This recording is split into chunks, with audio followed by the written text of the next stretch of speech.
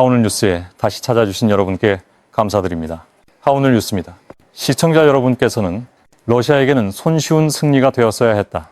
자신들의 레이더 체계 하나가 우크라이나의 드론 하나와 맞붙는 상황이었기 때문이다. 그 레이더는 S-300V 지대공 미사일 체계의 데이터를 공급하는 장비였다. 물론 그 레이더가 드론 자체를 향해 발사하는 것은 아니다. 그러나 그 레이더는 드론이 접근하는 것을 미리 포착해 연결된 S-300V가 우크라이나의 무기를 향해 발사하도록 유도해야 했다. 러시아가 기대했을 법한 것은 쉽고 비록 작은 승리였다. 하지만 결과는 재앙적인 실패였다. 우크라이나의 드론이 승리했다. 이제 도네츠크 지역에서 러시아의 눈 일부가 머리째 뽑혀 나간 것이나 다름없게 되었다. 블라디미르 푸틴이 이른바 보이지 않는 무기라고 불렀던 것 가운데 하나가 완전히 파괴되었기 때문이다.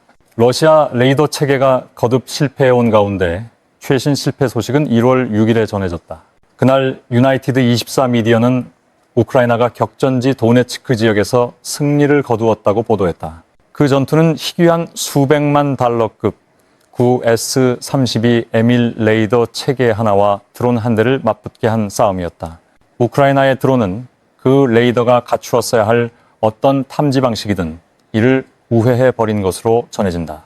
그리고 결국 9S-32M1의 직격탄을 꽂았다. 그 결과 그 레이더는 기능적으로 작동 불능 상태가 된 것으로 보인다.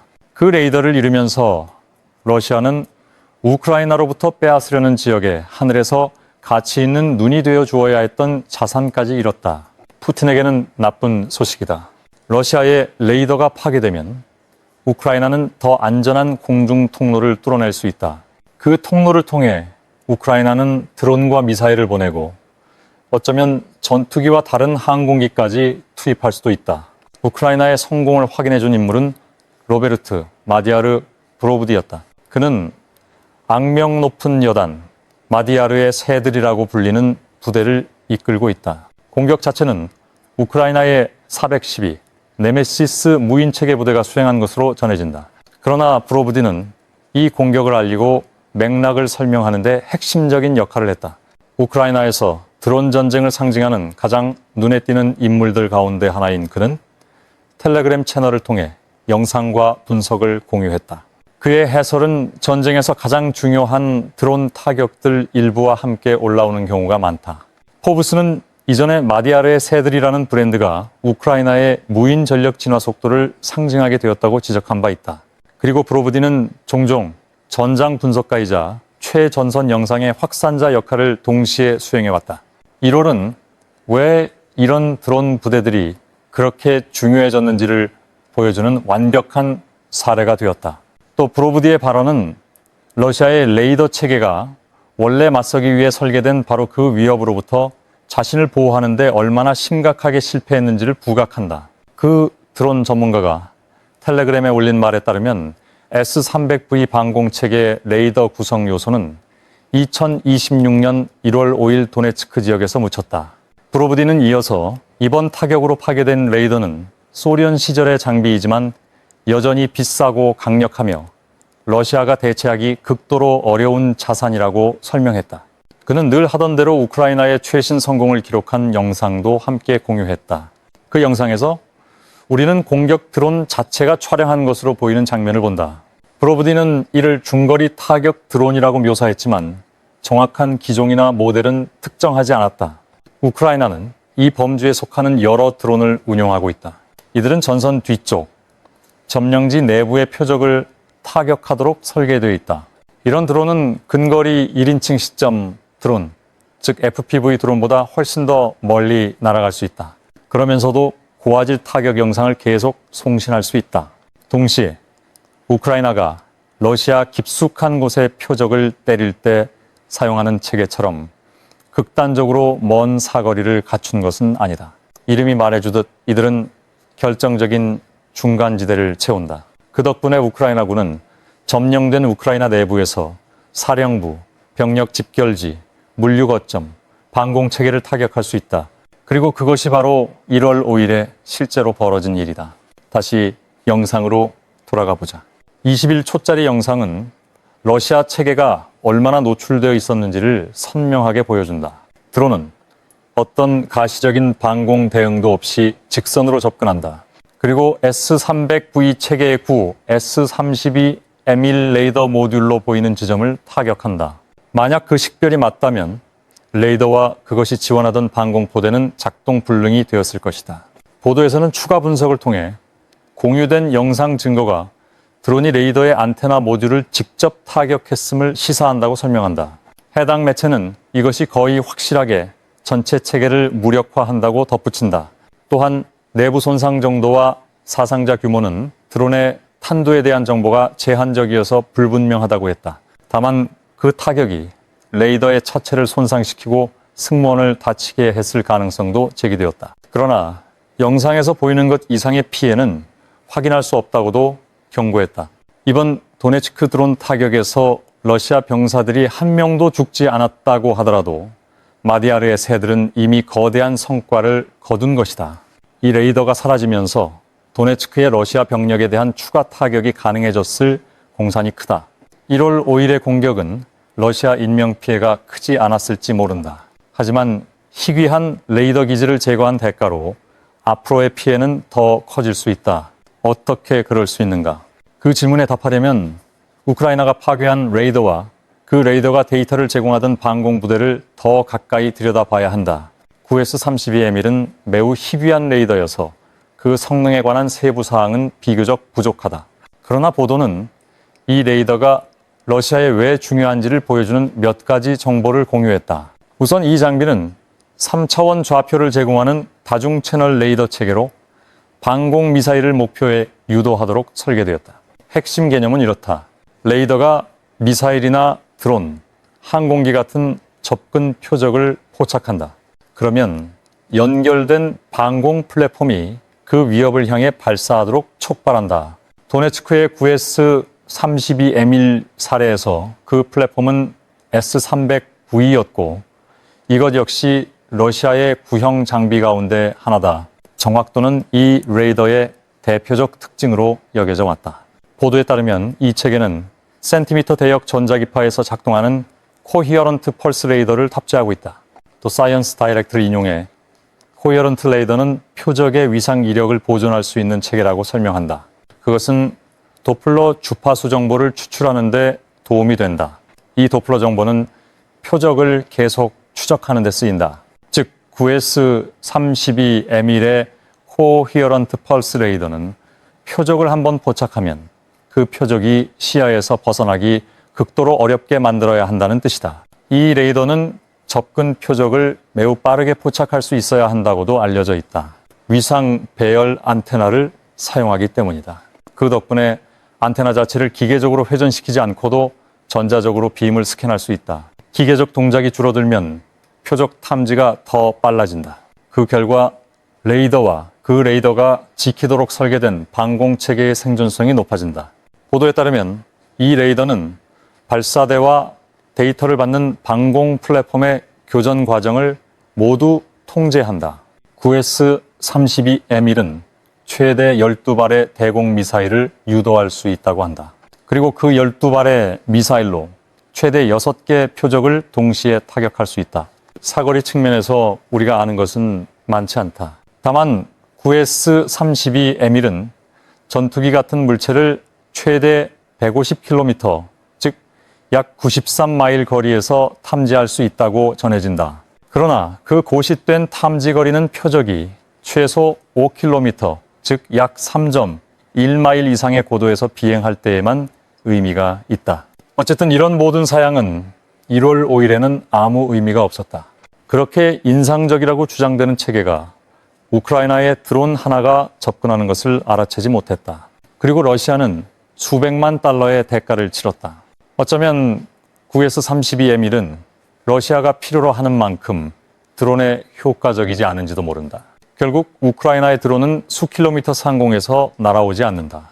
그들은 가능한 한 지면에 바짝 붙어 날아간다. 우리가 브로브디의 영상에서 본 그대로다. 러시아의 9S-32M1은 미사일과 항공기를 상대할 때는 효과적일 수 있다. 하지만 우크라이나는 드론 앞에서 그것이 무용지물임을 입증했다. 그리고 이것이 9S-32M이 그렇게 희귀한 진짜 이유일 수도 있다. 러시아는 우크라이나가 이 레이더를 강력해서 잘 쓰지 않는다고 믿게 만들고 싶을지 모른다. 그러나 실제로는 우크라이나의 드론, 특히 지금 점령된 도네츠크에서 날아다니는 중거리 드론에 대해 답이 없기 때문에 드물게 운용되는 것일 수 있다. 우리가 확실히 아는 한 가지는 이것이 러시아와의 전쟁, 거의 4해 동안 우크라이나가 9S-32M을 파괴한 두 번째 사례로 보인다는 점이다. 마디아르의 새들은 이 낮은 파괴 횟수가 레이더가 효과적이어서가 아니라 러시아가 구형이고 비싼 레이더를 가능한 한 전장에 내놓지 않으려 하기 때문일 가능성이 크다는 것을 보여주었다. 그러나 잠시 가정해보자. 9S-32M이 러시아가 주장하는 그대로라고 말이다. 거의 무엇이든 탐지할 만큼 강력하고 빠른 레이더이며 미사일과 항공기가 오기만 하면 방공 대응을 보장하는 체계라고 말이다. 그렇다면 도네츠크에서 9S-32M이 파괴된 것이 중요한 이유는 단지 레이더만 사라졌기 때문이 아니다. 그 레이더에 의존하던 S-300V는 사실상 작동 불능이 되었기 때문이다. 즉 우크라이나는 플랫폼에 단 한 번도 직접 타격을 가하지 않고도 S-300V를 전력에서 제외해버린 셈이다. 이는 큰 의미가 있다. S-300V는 오래된 체계이지만 여전히 매우 효과적인 방공 시스템일 수 있기 때문이다. 특히 도네츠크에서 우크라이나가 투입할 수 있는 비교적 오래된 기체들에 대해서는 더욱 그렇다. 군사 전문 보도는 S-300V가 나토 코드명 4A, 12글래디에이터 자이언트로 불린다고 확인하며 이 체계가 기동식이고 접근 표적을 향해 대량의 미사일을 퍼부을 수 있다고 설명한다. 이 방공 플랫폼에는 4가지 변형이 있다. 그리고 우크라이나가 도네츠크의 레이더 타격으로 어느 변형을 무력화했는지는 불분명하다. 후기형은 S-300V의 레이더, 표적 획득, 미사일 사거리, 전반적 기능을 개선했다. 그러나 설령 도네츠크에 배치된 것이 기본형이었다고 해도 9S-32M의 상실은 러시아가 중요한 능력을 잃었다는 뜻이다. 그 체계는 보통 4개의 미사일 발사대를 동반한다. 각 발사대는 표적 정보가 들어오면 15초 안에 발사 준비를 마칠 수 있다고 전해진다. 데이터에서 파괴까지 전환이 매우 빠른 것이다.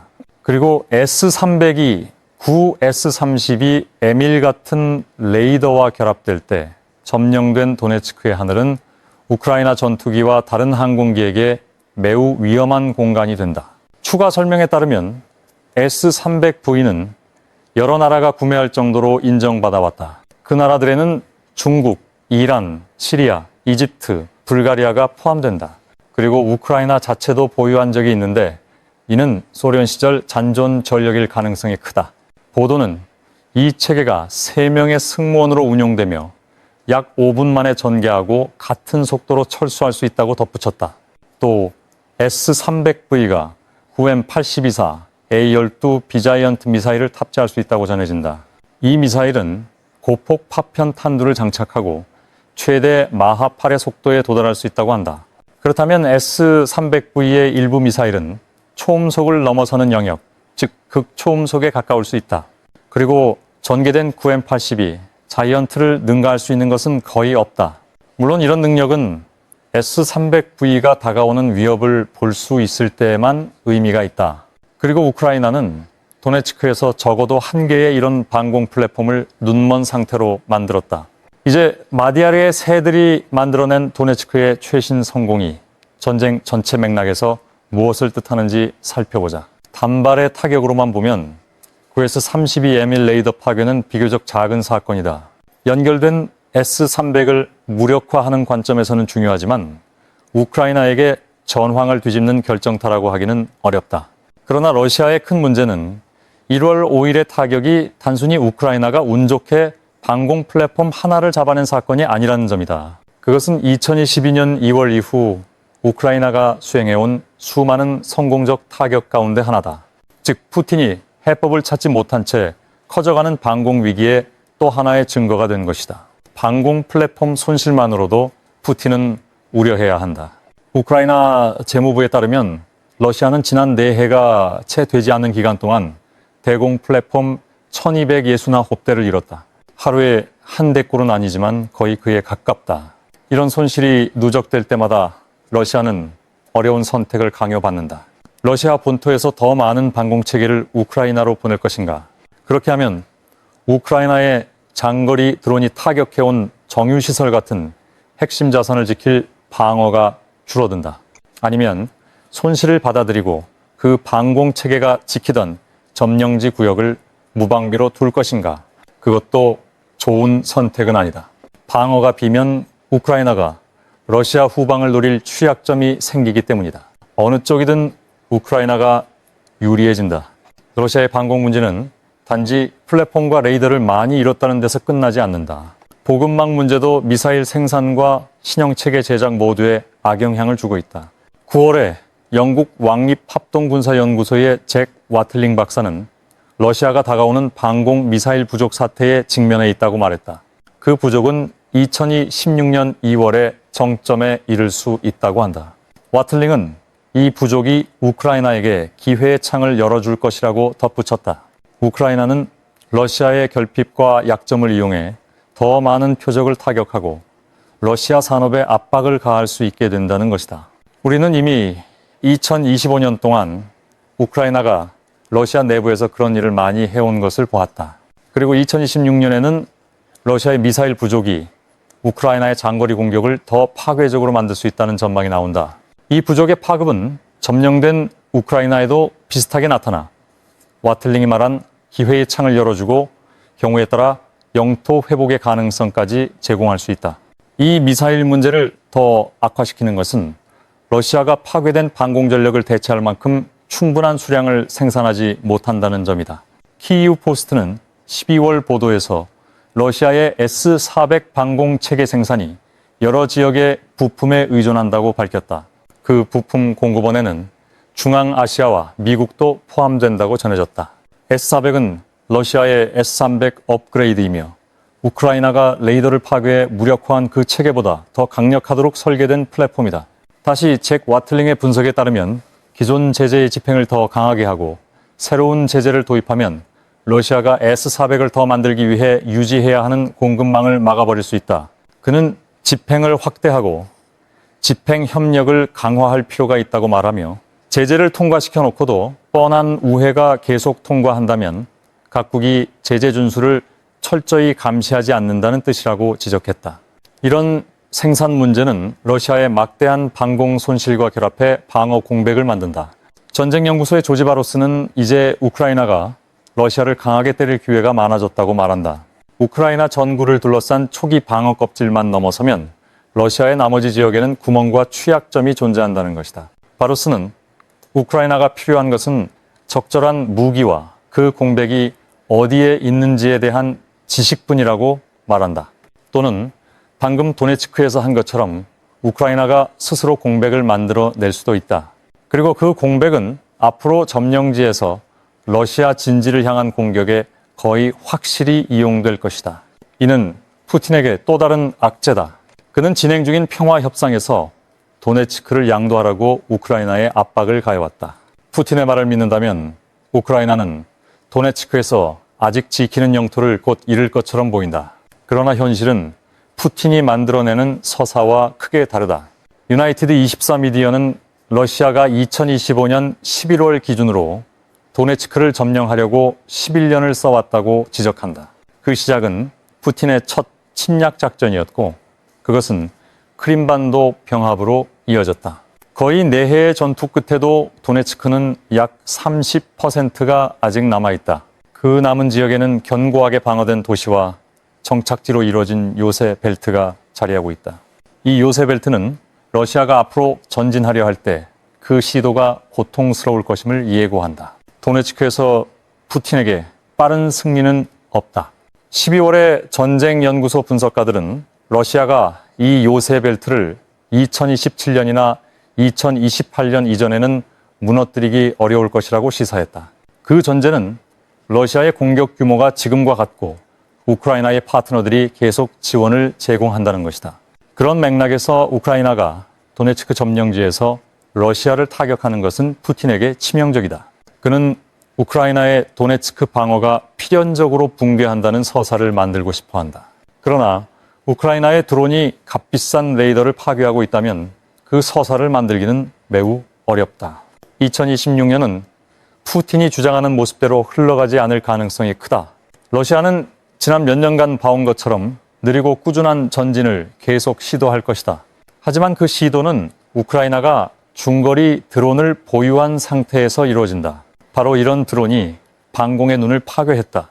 그리고 우크라이나가 1월 5일에 보여준 것처럼 그 드론을 계속 효과적으로 만들고 사용한다면 러시아가 도네츠크 공세를 굴러가게 유지하기 위해 의존하는 지휘소, 물류동맥, 병력 위치는 모두 위협 아래 놓인다. 구 S-32M1 하나의 손실이 도네츠크에서 러시아의 공격을 멈추게 하지는 못한다. 그러나 그것은 푸틴의 병력에게 초기 경고가 될 수 있다. 우크라이나의 중거리 드론이 더 많은 레이더와 더 많은 방공 체계를 제거할 준비가 되어 있다는 경고다. 그리고 충분한 안전한 공중 통로가 확보되면 그 드론과 우크라이나의 다른 공중 전력이 전황을 바꾸기 시작할 수도 있다. 하지만 적어도 푸틴은 우크라이나에서 자신에게 맞서 싸워온 러시아 파르티잔 단체 지도자의 죽음을 축하할 수 있다고 생각했을 것이다. 적어도 푸틴은 그렇게 믿었다. 러시아가 죽었다고 알려진 군사 지도자에 대해 50만 달러의 현상금을 지급한 뒤 우크라이나는 모든 것이 연출이었다고 공개했다. 그리고 러시아는 그 특권을 누리기 위해 돈을 지불한 꼴이 되고 말았다. 하오늘 뉴스의 오늘 방송은 여기서 잠시 마치겠습니다. 하오늘 뉴스는 여러분의 소중한 댓글을 언제나 기다리고 있습니다. 시청해 주셔서 감사합니다. 안녕히 계세요. 다음 방송에서 다시 뵙겠습니다.